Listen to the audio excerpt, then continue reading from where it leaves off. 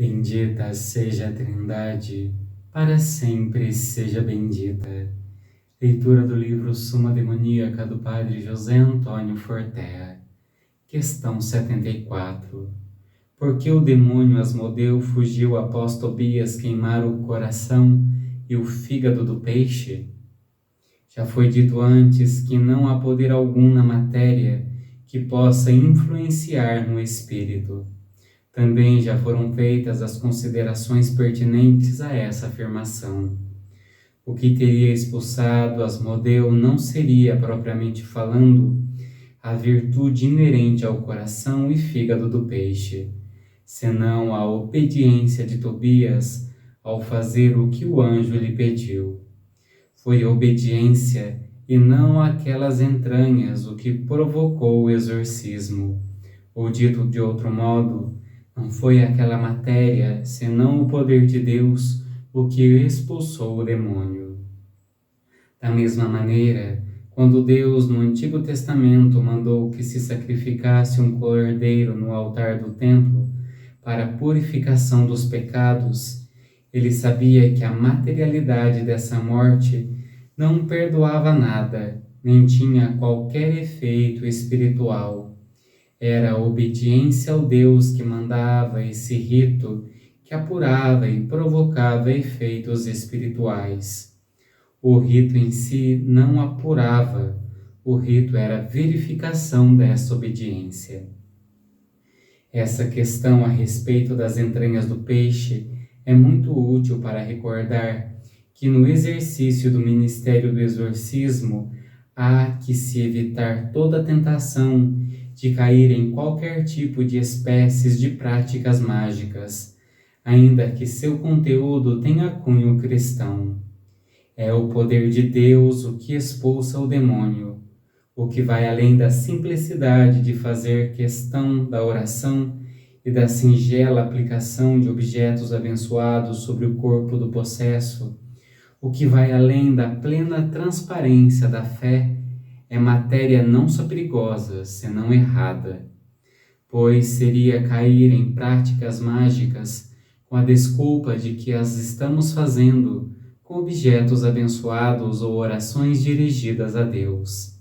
Seria uma espécie de rito mágico, por exemplo, se o sacerdote dissesse que para libertar alguém do demônio tivesse que aplicar nele uma mistura de óleo sagrado com água benta e incenso em pó durante 4 domingos seguidos, e que após cada sessão seria necessário recitar um Pai Nosso de pé e outro de joelhos.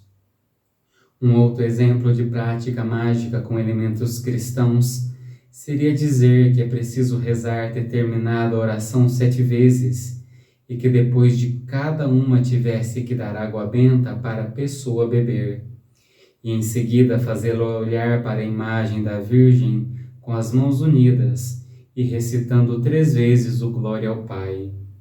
Tudo isso, mesmo feito com o uso de objetos cristãos, seria de fato uma prática mágica, pois a eficácia da libertação já estaria na fé em Deus, na oração simples e dirigida a Ele, com a confiança de um menino que pede a seu pai. Nesses casos, a eficácia teria passado a materialidade de um objeto que deve ser aplicado de modo extremamente determinado, como condição para que a oração dê resultado. E só para exemplificar bem isso, existe um apoftegma, as histórias dos antigos pais, dos antigos monges, que ele conta que em terras longínquas um bispo foi eleito. O bispo visitou todas as igrejas que era de sua responsabilidade e ele ficou sabendo que existia 3 monges que viviam numa ilha distante. E como um bom bispo ele foi lá ver como esses monges viviam. Ao chegar lá, ele viu os monges com roupas simples, farrapadas, não tinha uma igreja propriamente dita, eles viviam de trabalhos manuais, comiam um pouco, tudo magrinho, barbudo. E antes de ir embora, o bispo perguntou: como que vocês rezam aqui nesse lugar? Daí eles falaram: nós damos a mão, falamos: nós somos três, vós sois três, tende piedade de nós. Nós somos três, vós sois três, tende piedade de nós. O bispo falou: mas só isso? Ele: sim, nós rezamos dessa forma. E o bispo: não, vocês têm que saber rezar o Pai Nosso, pelo menos. E eles não sabiam. Então o bispo ficou ali horas e horas fazendo com que eles aprendessem a recitar a oração do Pai Nosso. Quando o bispo achou que eles já tinham aprendido, o bispo vai com a sua caravana, entra no barco e vai embora. Quando já estava anoitecendo, o bispo vê uma luz forte vindo da direção da ilha daqueles monges.